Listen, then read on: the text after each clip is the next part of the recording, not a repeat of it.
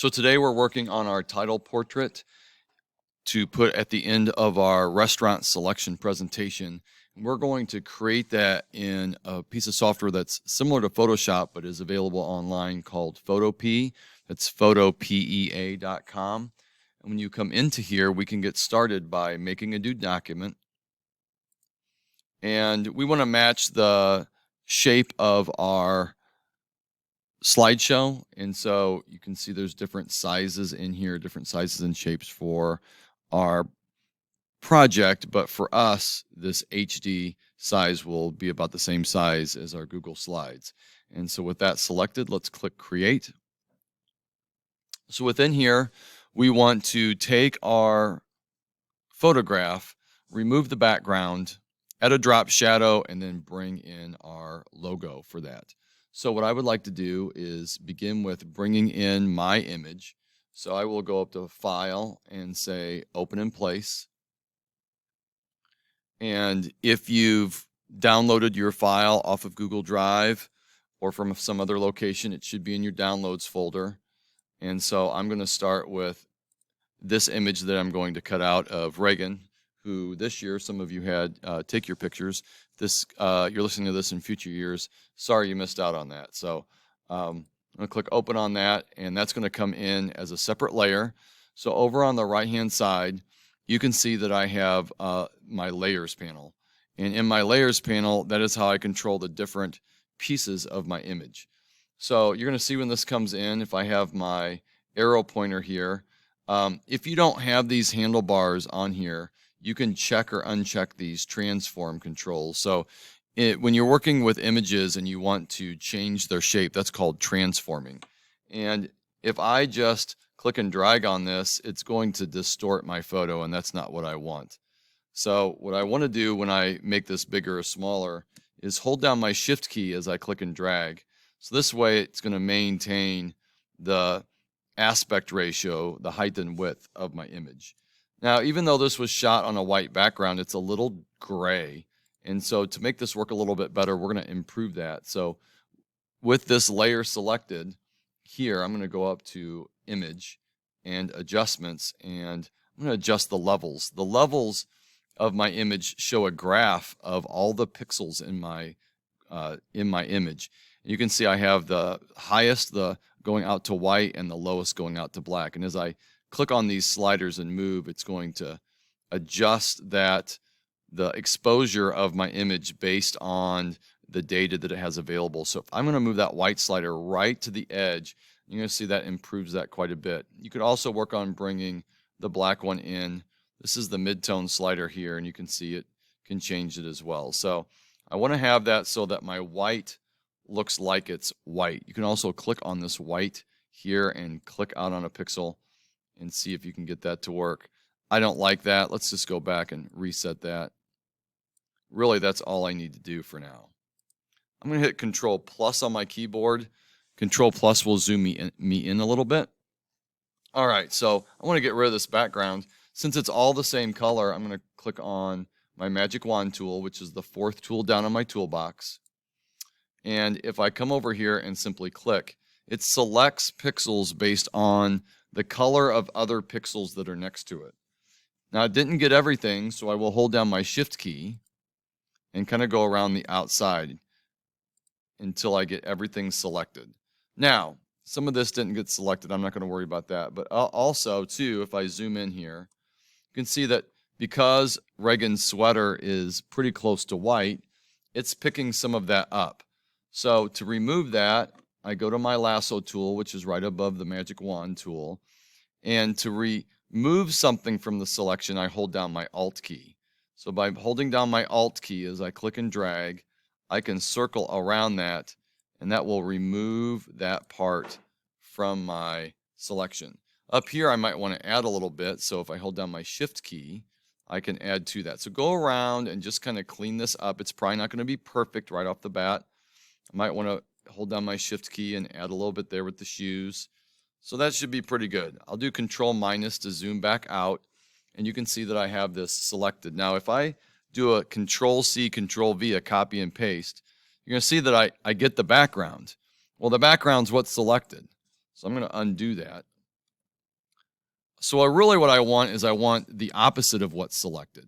To do that, I go up to the select menu and say inverse. And now I just have this piece that's been selected. I'm going to hit Control C on my keyboard, Control V to paste, and you're going to see now I can hide this middle layer.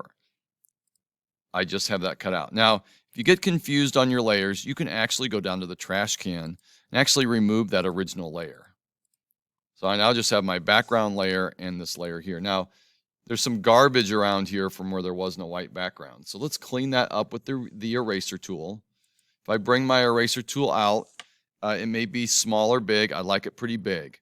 The brackets next to the letter P, the right bracket will make it go bigger. The left bracket will make it go down. So I'm going to just come in here and just delete off with my eraser tool any sort of garbage that's around there. Perfect. Now I want to take this and make a shadow out of it. Let's go back and grab the arrow pointer. You can see that I can now move this around with Reagan here. I want to make another layer and fill it with this silhouette of black. So I'm going to come down to the bottom of my layers panel and click on this little new layer. There that is. Now I'm going to use the data that I have on this layer to make my selection. If I hold down my control key and click on this little thumbnail next to layer 1, it'll go back and just select the pixels that are there. With my new layer selected, I'm going to grab my paint bucket tool. Now my paint bucket tool, it's on here, it's right below the eraser, but it might be hidden underneath the gradient tool.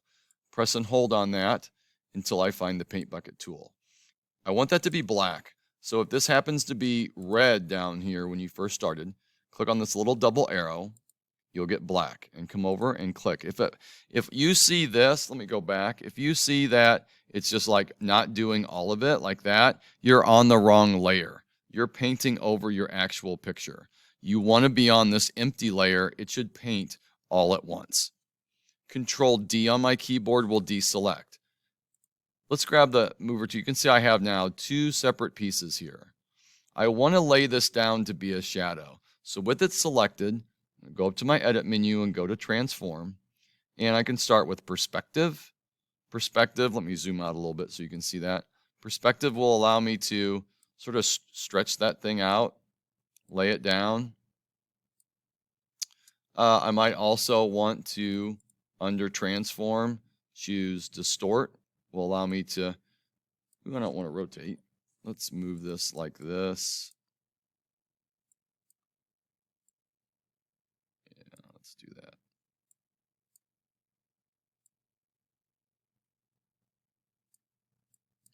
Let's press enter on. Let's go back up to edit. Just kind of play around with these till you get what you want. Let me see this here. I want it to be laid down a little bit more.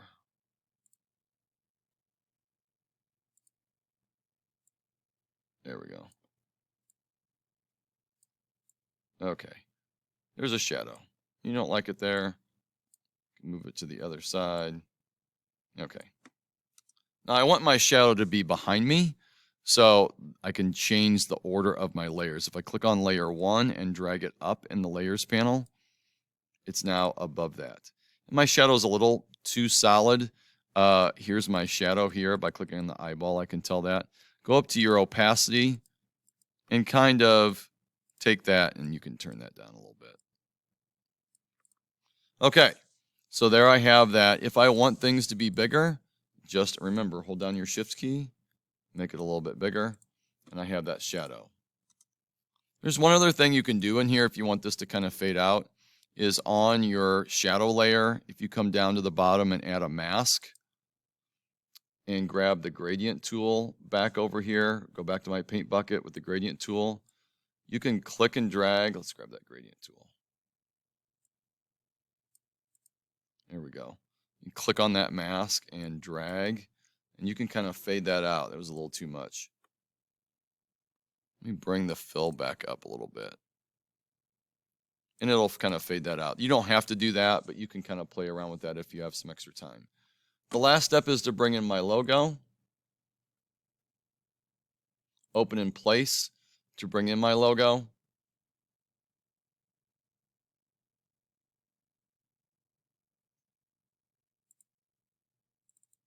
I have a logo saved out here in my computers folder. So you can grab the logo. If your logo is probably in your downloads folder, if you're on your Chromebook, but find your logo from before, and then you can just bring that in. So that's going to come here. Now, I like to have it so the logo kind of sits a little bit behind my shoulder like that. You know, you can kind of put yours where you want it to be. And then finally, the last step is we're going to export this. It's always good to save first. You can just save that, and it's going to put that right into your downloads. And then finally, I would do an export as a PNG. And click on Save here, and you'll be able to bring that into your slideshow. Good luck.